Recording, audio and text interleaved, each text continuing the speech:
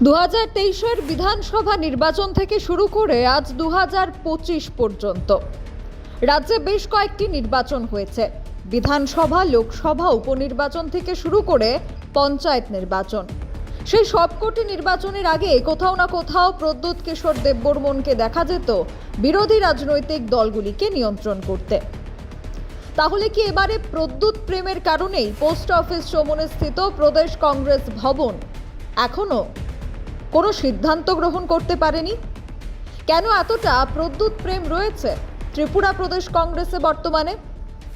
কখনো কখনো সূত্রের খবর অনুযায়ী জানা যাচ্ছে প্রদ্যুৎ কিশোর দেববর্মনের সাথে দেখা করতে যাচ্ছেন কংগ্রেসের তাবড় তাবড় নেতৃত্বরা।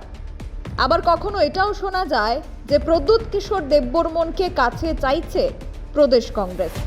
তবে কি একটা সময় প্রদেশ কংগ্রেস থেকে নিজেকে সরিয়ে নেওয়ার জন্যে বা হয়তোবা গোষ্ঠী কোন্দলের কারণে প্রদ্যুৎ কিশোর দেববর্মনকে কংগ্রেসের সভাপতি থেকে সরিয়ে দেওয়ার জন্যে এবার প্রদ্যুৎ কিশোর দেববর্মন ভরসার পাত্র হয়ে উঠছেন?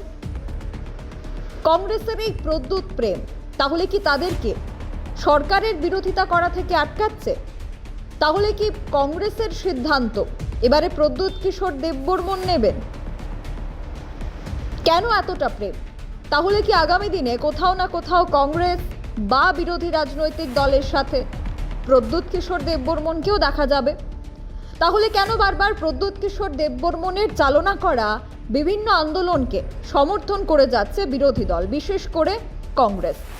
বারবার প্রদ্যুৎ কিশোর দেববর্মনের আন্দোলনকে সমর্থন করা, প্রদ্যুৎ কিশোর দেববর্মনের বক্তব্যকে সমর্থন করা, বিভিন্ন আলোচনায়, বিভিন্ন সভায় প্রদ্যুৎ কিশোর দেববর্মনের হয়ে কথা বলতেও দেখা গেছে কংগ্রেস বিধায়কদের। তাহলে এটা কি প্রমাণ করছে? কংগ্রেস কি নিজেদের ঐতিহ্য, নিজেদের রাজনৈতিক ক্ষমতা প্রদর্শন করতে পারবে না ত্রিপুরা রাজ্যে, যার কারণে এবার একমাত্র ভরসা তিপ্রামথা এবং প্রদ্যুৎ কিশোর? প্রশ্ন সেখানেই। Bureau report, social Bangla. শেফদের পছন্দ সিস্টার মশলা, যা মডার্ন টেকনোলজি এবং স্বাস্থ্যসম্মত। সিস্টার, নিশ্চিন্তের প্রতীক।